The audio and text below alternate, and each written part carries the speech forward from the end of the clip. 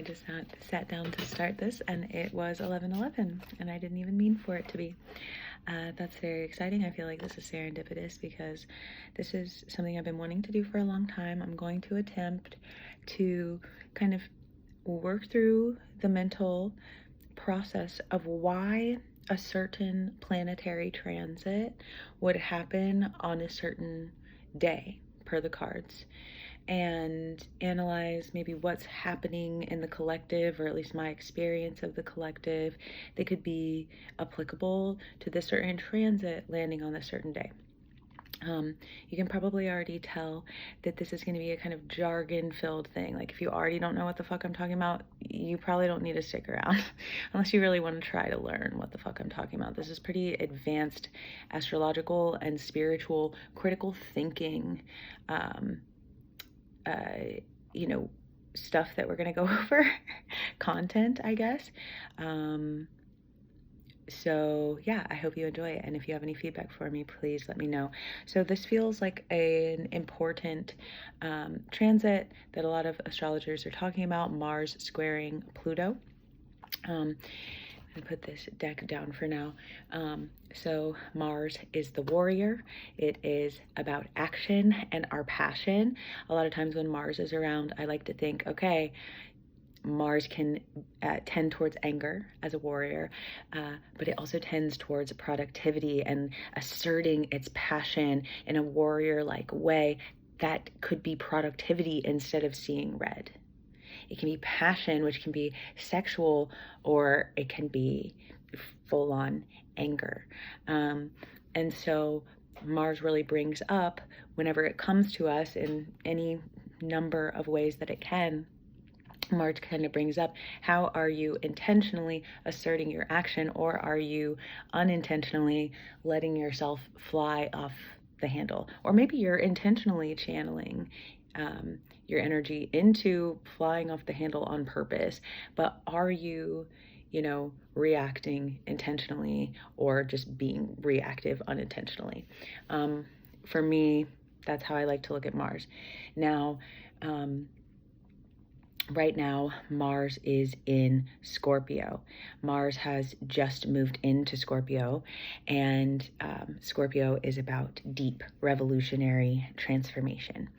So we got to think we have the warrior in the place of transformation. Now, Pluto is what Mars is squaring. So they're making a 90-degree angle to each other in the sky. On an astrological chart, you would look at them and they're basically in a right angle to one another. A square is what we call a malefic aspect because they are essentially fighting. Now, Pluto is the planet of revolution and transformation. I know I just said Scorpio is the sign of that. That's why Scorpio is ruled by Pluto. Scorpio is also ruled by Mars and is the only sign that is ruled by two planets, actually, in current Western astrology. So it's interesting that the two rulers of Scorpio are squaring off, which is essentially the worst aspect they can be making, other than being directly opposite each other. When things in the sky are making like a trine, we love that. When things are making a sextile across 2 of the 12 houses, we love that. 60 degrees and 120 degrees, we love that. 90 and 180 degrees, we don't like that. I had 2 friends pass away last year, one last year and one this year. And one of them passed away on their half birthday and one of them passed away on their quarter birthday. And their birthdays happened to be a quarter away from each other, both on the 2nd. 11/2 and 2/2 died on 5/2 and 11/2. Bless their hearts, Andre and Josh, R.I.P. So we, when it's your half birthday and your quarter birthday, the sun is across from where it was when you were born, or making a 90-degree angle with it where it was when you were born. So all of that to illustrate that when 2 things are at a 90-degree angle, like Mars and Pluto were today, that is an intense configuration, okay? So not only that, but we have Mars, the planet of intensity, squaring Pluto the other planet of intensity. Pluto wants to big picture overhaul things that need to die and be reborn. That is Pluto energy. It is uncontrolled burns. It is slaying of dragons. It is intense, but it's also very like powerful in its magnitude. Mars is kind of like smaller magnitude. It's closer to home, but it's very intense in its spurts. At least that's how I think of it. Like Mars is a crazy warrior who can like win any war, but Pluto is more of like an ancient, wise, like king or something. I actually don't know that much about the what would we call it, like the mythology of Pluto as much as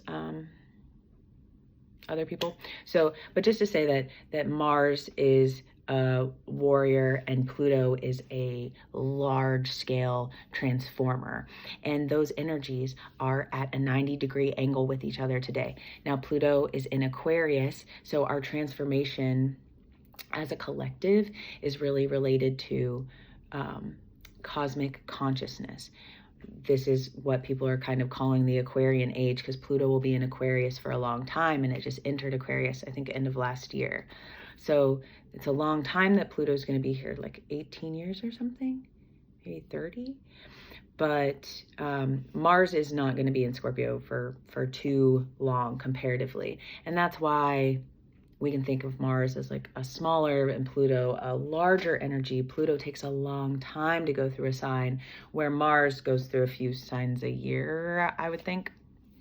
And Mercury and Venus go through pretty much every sign every year because they move really fast because they're closest to the sun, right? Let's incorporate some astronomy into this as well. So 7 minutes in, we're kind of trying to define what that energy would be like. So if Mars the warrior is in the sign of scorpionic murkiness, the warrior is basically trying to use scorpionic depth and transformative energy to get its ends met, right? The war, Mars the warrior wants to end the war, win the war. But you know, Scorpio, it's like, so what is Mars fighting in the war zone of? Is Scorpio is our darkness, our things that we don't always want other people to see, our depression. Scorpio can be really related to like our sex, but it's almost like voodoo sex. It's like dark and deep and witchy. Scorpio is a water sign, even though it's ruled by fiery Mars, and I don't think you can even give an element to Pluto, Lord.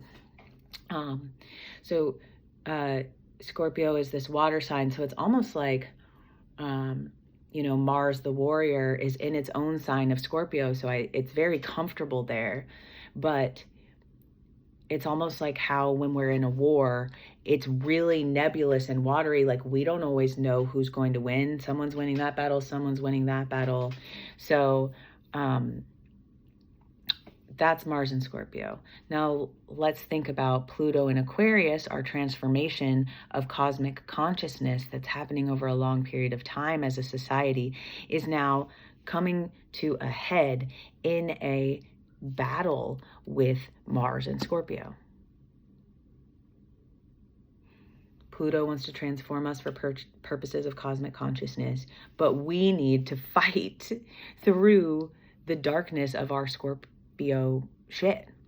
So the kind of feeling that I'm getting here is knowing that you need to fight through your own inner battles before you can be a purveyor of cosmic consciousness. If you want to be the transformer in the new world, in the new earth, in the new levels of consciousness, humanity is swimming. We're swimming closer and closer to new earth, to raised consciousness, all the while leaving further and further behind, right? The shores of fascism, hopefully. And they're fucking waging war back there. And, you know, society as a whole, a lot of us are trying to swim closer and closer to new levels of consciousness, the new earth, whatever you want to call this, the 5D, the new timeline. What do they call it? Like just ultimate paradise, utopia.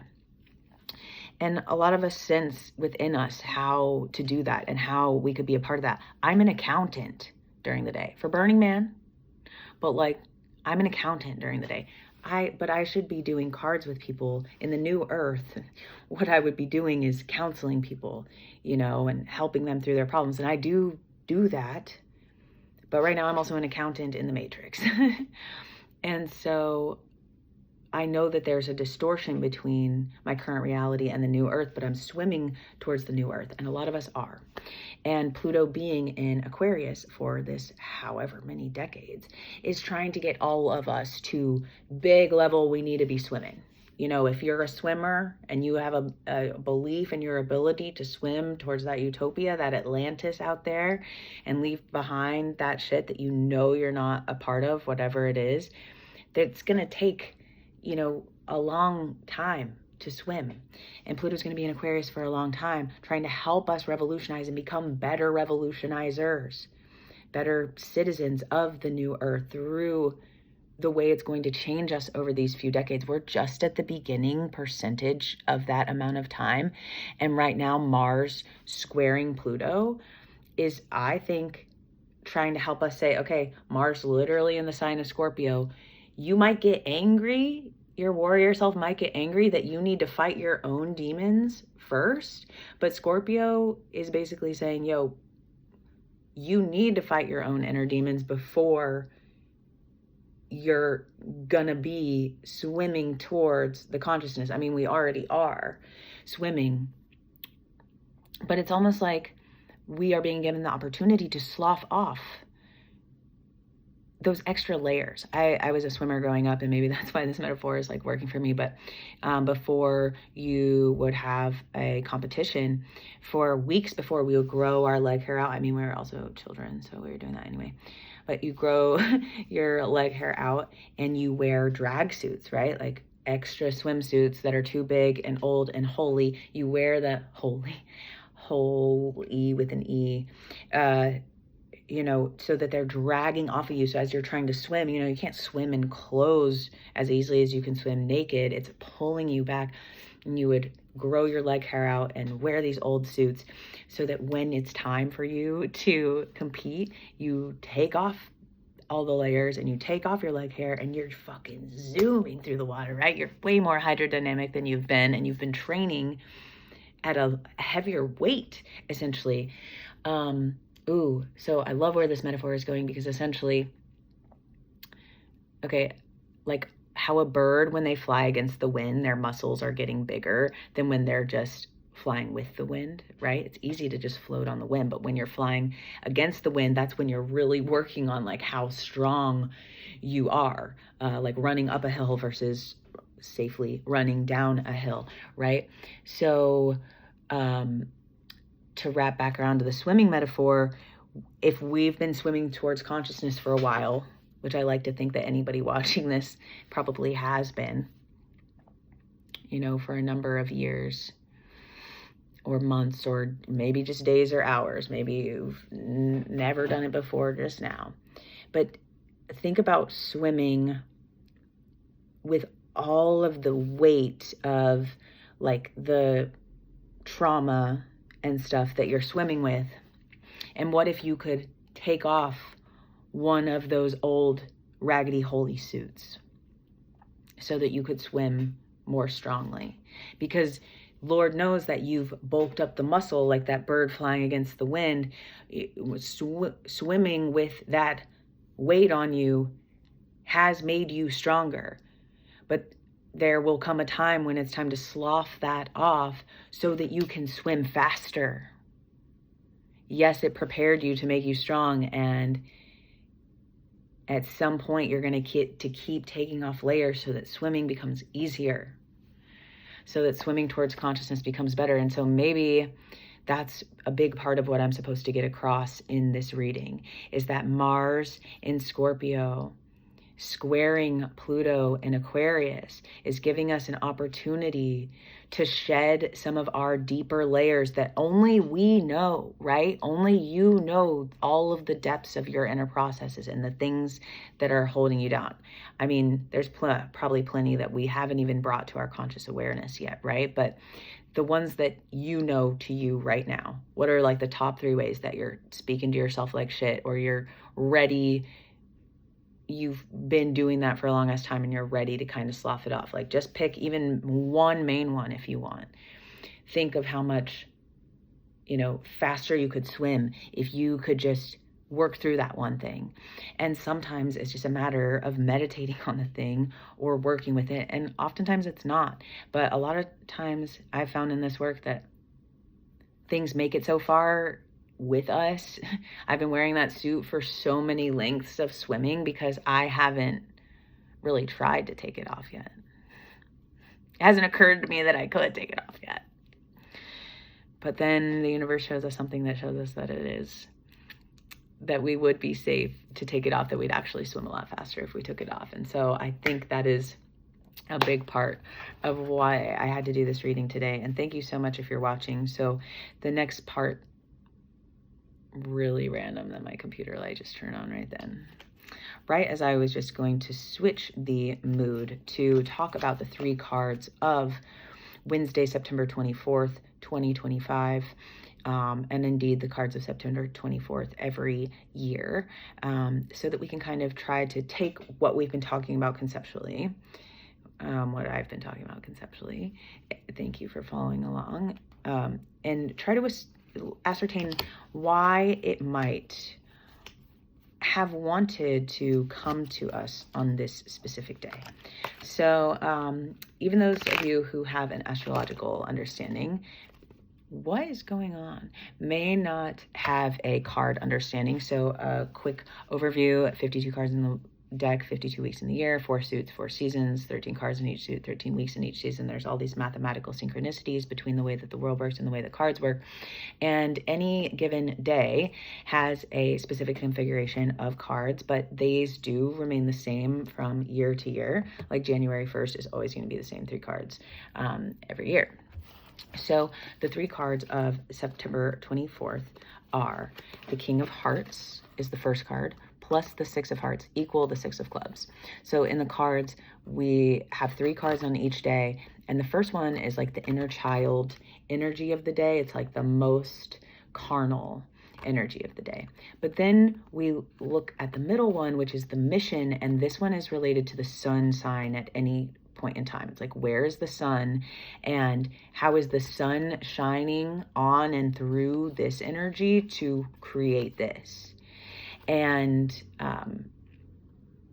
for instance, the sun is in Libra right now. Libra is ruled by Venus. And so this is the Venus card of this. If it's past midnight, it's not yet, but it will be soon. On September 25th, the next day, we're going to count down. It's a Queen of Hearts, but the Queen of Hearts in Venus has the 8 of Diamonds. So it's always the one that's 2 away from you in the cards, because Venus is the second planet from the sun. So then together, 1 plus 2 equals 3, A plus B equals C. The highest self card is the combination of our inner child carnal energy of the day plus the mission of the day, that the sun is like, shine on this, go for this through the lens of this to create this. So it's this really beautiful mathematical way that everything in the cards works together. You have cards on your birthday. If you know anybody who's born on September 24th, these are their cards throughout their life. So I am wondering and wanting to do this video for me to kind of reason through with myself and share my process with y'all, why this why this transpired on this day. Why did Mars choose to square Pluto on this King of Hearts plus 6 of Hearts equals 6 of Clubs day? And just getting to share this with you, whoever you are watching this, I know that time doesn't exist other than for my limited human knowledge. And so I know that no matter who you are or when you're watching this, that by virtue of you ever having observed this video, that I am talking directly to you. I fully believe that with all of my heart, that I am channeling the energies and the vibrations of anyone who will ever watch that to get the point across that will be the most helpful to the most people. And that is what I love so much about reading and about being alive, being a reader and someone who experiences other readers, because it's so amazing how you hear what you're supposed to hear when you're supposed to hear it, whatever your reaction to it may be. So that being said, I'm going to do an overview of these 3 cards, and then we'll kind of try to look at why they would happen with that planetary configuration. So the King of Hearts is obviously the ruler of love. He's like, this is how things go in my kingdom of love. If you want to come in here, you can follow these rules of love. You can be blessed by these rules of love. But like, he's pretty much like, what I say goes. If we think about this from a carnal level, since this is the inner child card of today, it's like at a core level, what makes us safe is to be able to say, this is allowed in my empires of love, and this is not allowed in my empires of love. This is how I would run my family dynamic, my community, my relationships. You know, it's having boundaries and standards about who the fuck you will let in through your castle doors to even talk to you. Okay? King of Hearts is like, I mean, it is the master of love, and it's like the least cutthroat of the kings. But I find in general that a lot of people who carry this card struggle with feeling like nobody loves the way that they do, and having this immense capacity for love, but other people not really deserving to experience it, or like, or maybe them feeling unworthy of like kind of experiencing it in the opposite way. Like maybe nobody's love, do they ever feel good enough for, or something. But it's like a lot of, the word is coming through, like elitism in love can be one way of looking at it. In other ways, this is like the ruler of love who's just like, let's create perfection in the kingdom of love. And how do I do that? So I kind of like started with the wounded nature of it, but the more positive version of it is like, how do I feel safe in my ability to master the emotions that flow through me, and how I express my emotion, mastery over how you express your love to the world.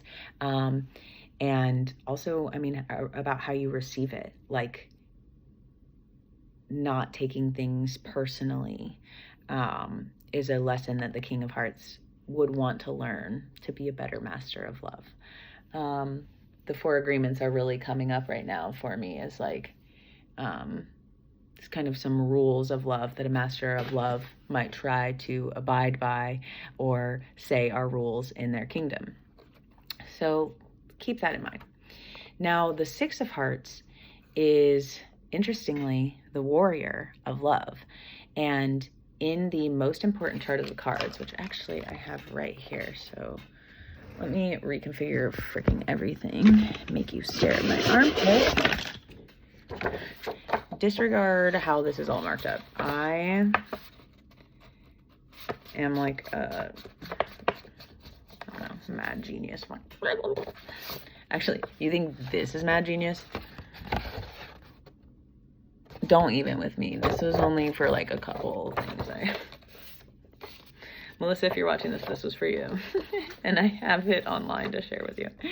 So I didn't dare give this to you. Okay. So, why do I keep doing that? Don't do that. So, the 6 of Hearts is where Mars meets Mars. Mars is this little guy. I love Mars's symbol. It's like, here's my energy pointed outwards. It's like from here, and the arrow, it's like Mars's energy looks like Mars. So on this chart, Mars the warrior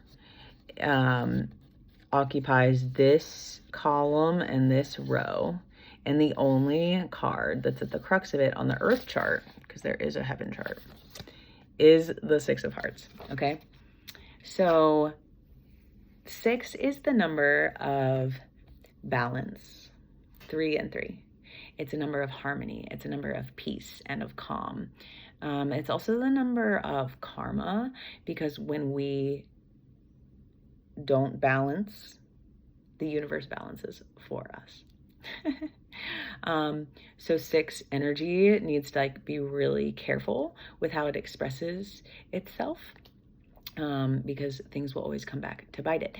But it's also, 6 is very much about stability, like keeping things even. There's a lot of generosity accordingly. There's a lot of stability. There are many different meanings of a 6. 26 minutes exactly on the timestamp, which is half of the deck. So the 6 of Hearts is thus trying to create balance of the heart. Oh, how beautiful. It can be considered the peacemaker. It wants to bring harmony to relationships, harmony to communities. It wants to bring balance and stability to different relationships and family dynamics. Hearts are really based in community, in the heart, in relationship, in the fact that a big part of our existence is connection. That's why hearts are the first suit. As children, we are reliant upon connection with our mother, and we learn about the world through relationship. I only know myself. Now I know bottle. Now I know blankie. Now I know mama and titty. But we relate to the world initially through feeling. In the cards, it goes heart, mind, body, soul. Heart, club, diamond, spade. First you feel it, then you think it, then you do it, then you be it. It's all a pipeline of child, growing up, adult, elder. Also, yeah, I think I covered what I wanted to. So anyway, 6 of Hearts is trying to balance the heart. Now, why would the 6 of Hearts be at the crux of Mars and Mars? Because peace of the heart is worth fighting for. Inherent in the cards are all of these such realizations.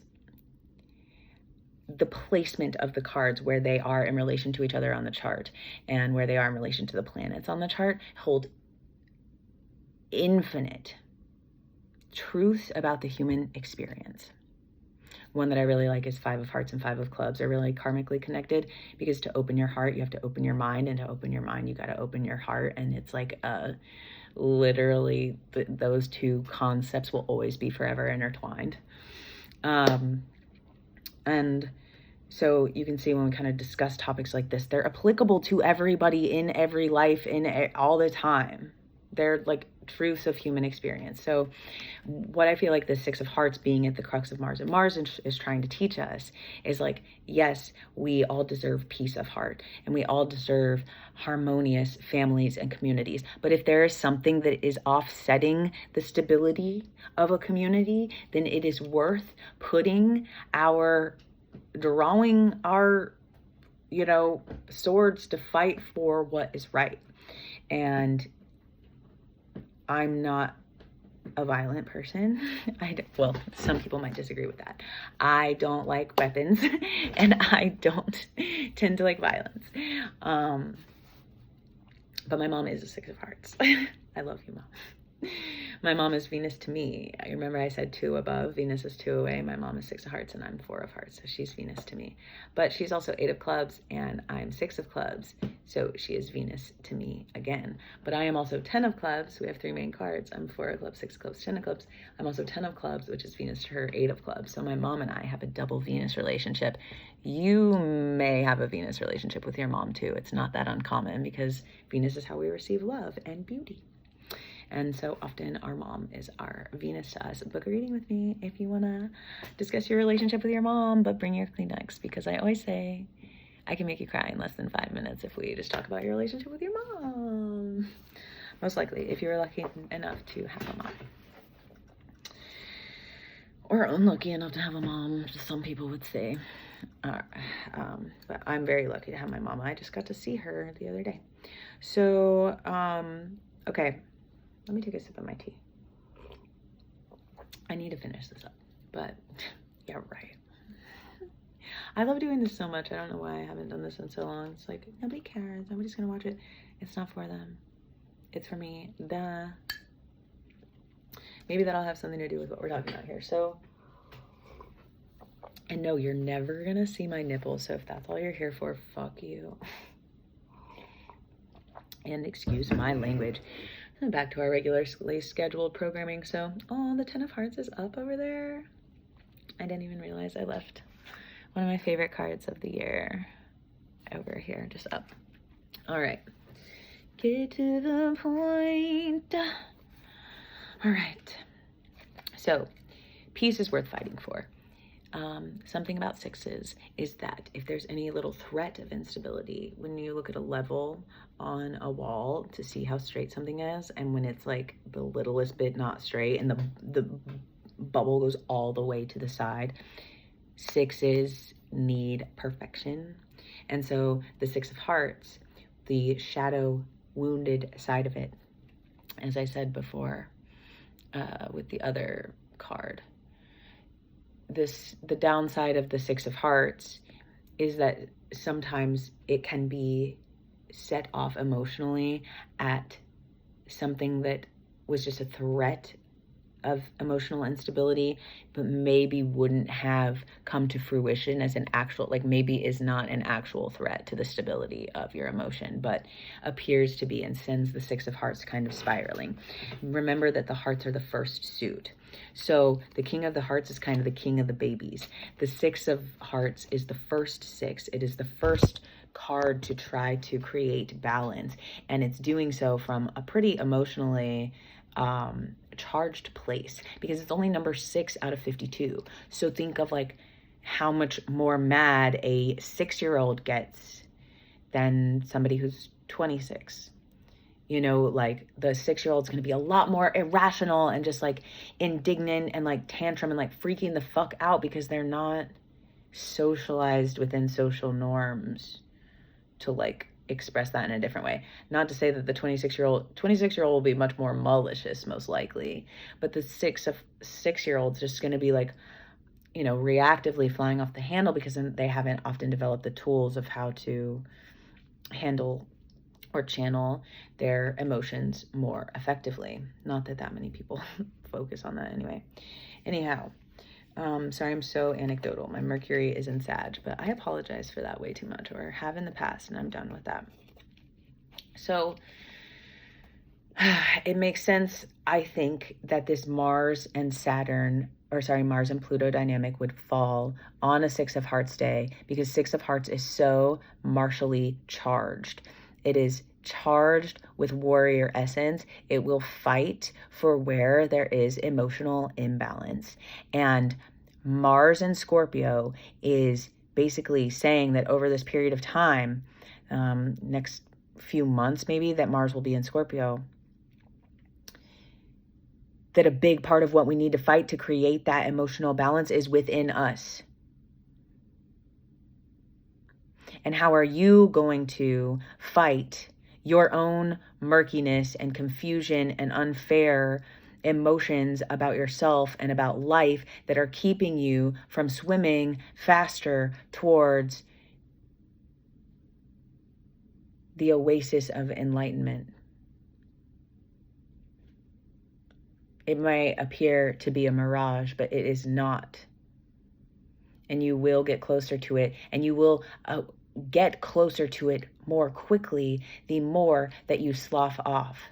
And Mars is galvanizing us like a fire under our asses right now in Scorpio to look at those deep, dark, decrepit, disgusting, disintegrating, decomposing parts of our soul and of our heart. to say you're not going to find your ultimate balance if you're still allowing this shit to mold and decompose. I have this fucking meat in my fridge that I just need to, I fucked it up. I didn't use it well soon enough. And now it's just continuing to like be in my fridge because I haven't wanted to like put it in my own trash can or put it in the like apartment trash can, because I'm like, I need to just put it like outside like right before they take it. But like I'm just allowing it to decompose. I'm not gonna be able to like clean my fridge until I get the decomposing shit out of it. Likewise, our heart is not going to find balance within ourselves and thus be able to outwardly express that balance to other people.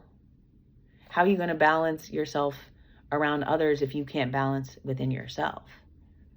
And it's like the more things that we avoid within ourselves, the more we have to like tiptoe around as we commune with others.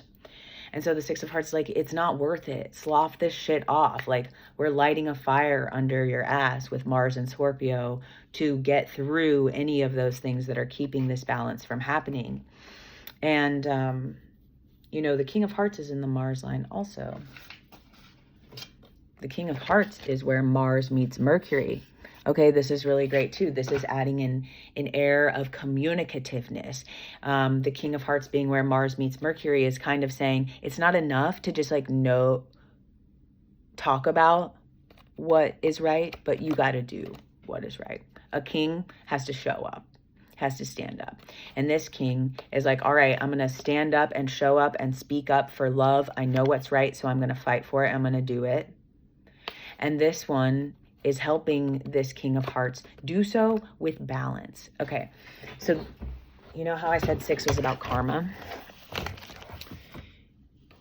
If we have a message of love to send,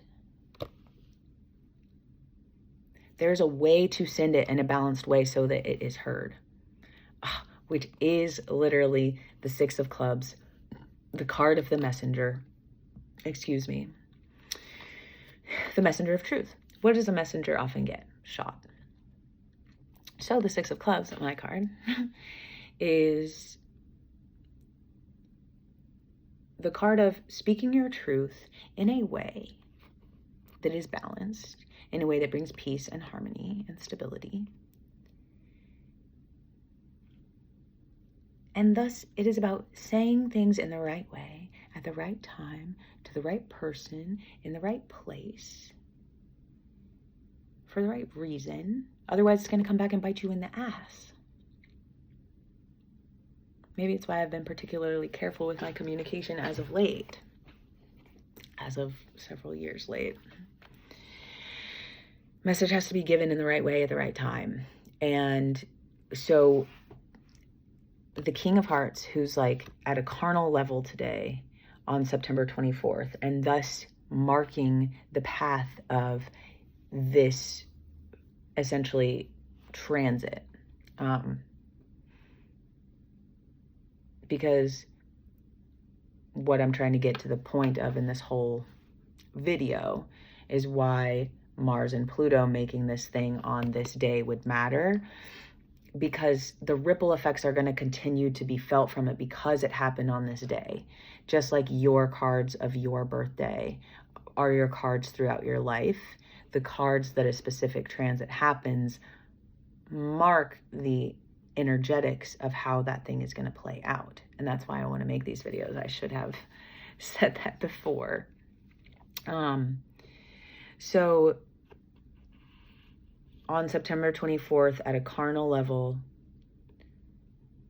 oh, you know what? I started this at 11:11 and we just hit 39 minutes. So we're like 10 minutes till midnight. So it's the last 10 minutes of this 3 cards. So I'm going to try to finish this in 10 minutes. So on this day, at a core level, we want to fight for what's right. And then through Libra and Venus, which is love and balance, we are trying to bring balance into our hearts. This is like fight for what you love but do it in a balanced way that doesn't hurt your heart more. Because what is a scary part of going to war is that you could die. So how can you like fight for what's right in your heart without adding more dissonance and tension and harm to the space?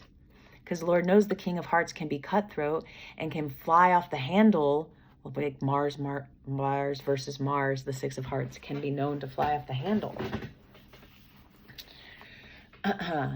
But these are trying to come together to say that these three cards, this A plus B equals C concept, at least what's coming through right now, is like, yes, speak your truth and be a master of the love that you allow in your life. But do so coming from a balanced place within yourself where you're sure that you've addressed and found peace with your personal feelings about things so that you can address things in a peaceful way when it is time for you to send your messages. This messenger of truth today is based in the King of Hearts just wanting to communicate about what kind of love it will allow. And so here we're going to try to bring this all together, because I think a big part of what's going on in the social collective consciousness right now is that we all feel that what's happening outside of us is so unfair. It's so unbalanced, and we want to go to war with it. But coming from a place of reactivity, coming from this place of I'm at war within myself, so I'm going to attack with war outside of me. I lost friends during COVID over vaccine stuff because it was so fucking heated that it's just sad as fuck. It's so sad. And so I feel like the cards and this Mars versus Pluto, okay, action trying to get us to revolutionize. Astrologers were like, be really scared of this Mars versus Pluto aspect. I don't ever like being scared of something. I know it could have the potential to be scary, but I intentionally utilize that energy to be productive, to help me. I want to use something that could be bad in a way to make it good. So astrology helps us be on the lookout for things. If I know Mars is squaring Pluto, something's going to pop off that is going to cause big transformation. How about I'm popping off to cause big transformation within me and outside of me right now? But Lord knows that this energy could have been channeled differently if I chose to just like take what my boyfriend said to me earlier the wrong way and go off on that emotional journey. This is like choose the fucking hills that you die on energy, and fucking die on them for a reason. If you're a real fucking king, if you're a real fucking queen, if you're a real fucking one, what hills are you dying on? What familial, communal, social, relational battles are you fighting for or against? Because we all get to choose, you know, what realms we want to exist in. I want to share a lot of personal stuff right now, but I don't think that's super called for. So, okay, just to sum this up, if this A plus B equals C of September 24th, the big overarching thing that I've come to share with you tonight about these three working together is fight for your love, but do it in a balanced way that comes from a balanced heart so that you can share your messages of truth in the best way. And Mars in Scorpio is saying, if you really want to be as balanced as you can be emotionally, that there is some scorpionic shit within you that you need to slough off so that you can be the most balanced version of yourself as you go try to spread your messages of truth, whatever area they're in.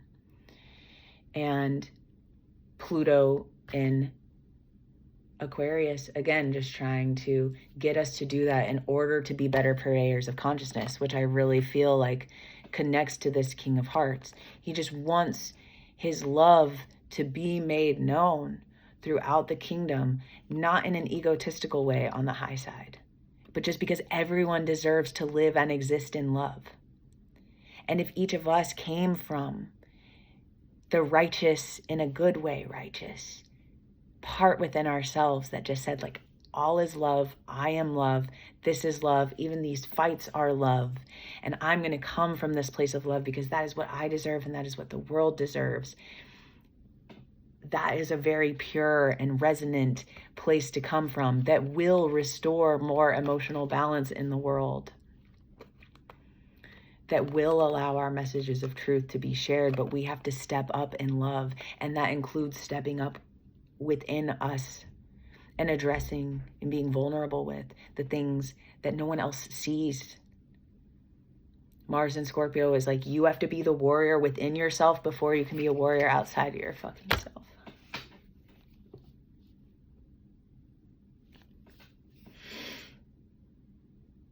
And I think that is exactly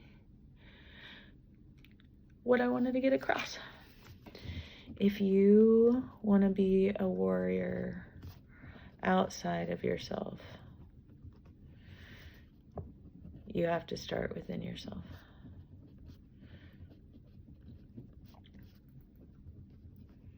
And you have to slough away your darkness. I mean, there will always be more to slough off, right? But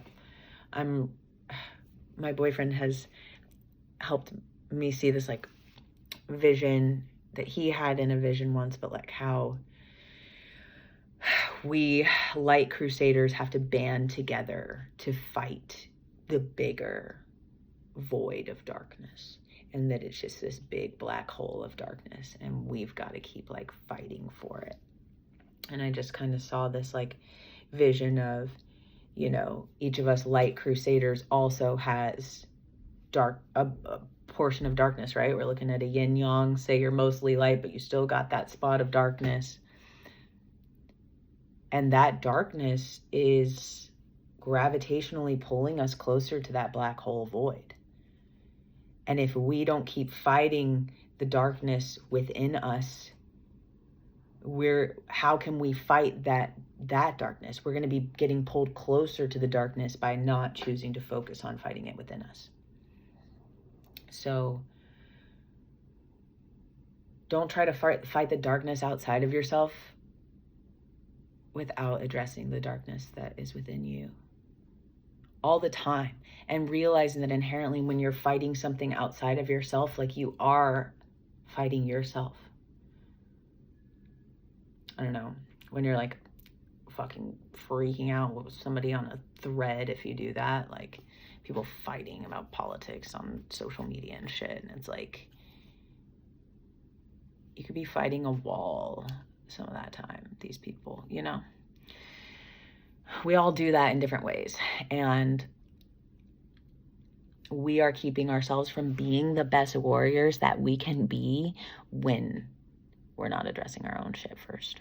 And so I think a lot of why astrologers are like, be scared of this configuration, which I don't like to partake in that fear mongering, but I think it's because a lot of that shit is getting shown to us through this transit, because it is like, if you want to keep swimming towards being a leader of this new earth in whatever way,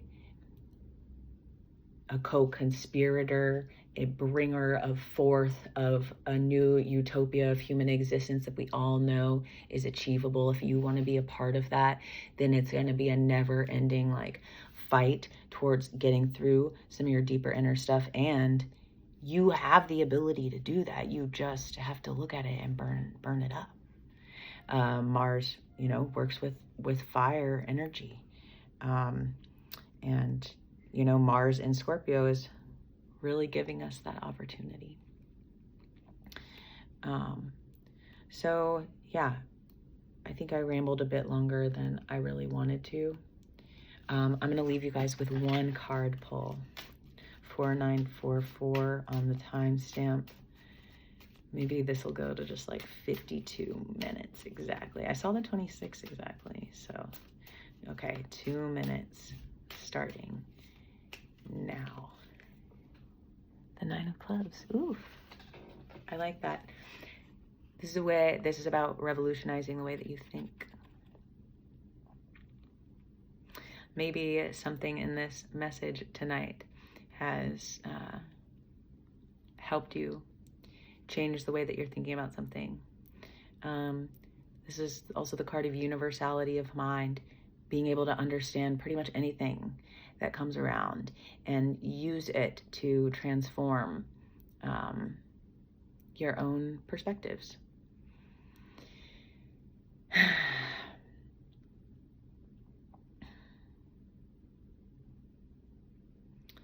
I think what this card wants to bring forth is that 9 of hearts, 9 of clubs. It wants us to do inventories of our own minds. What it really wants me to bring through is that 9s are the dragon slayers.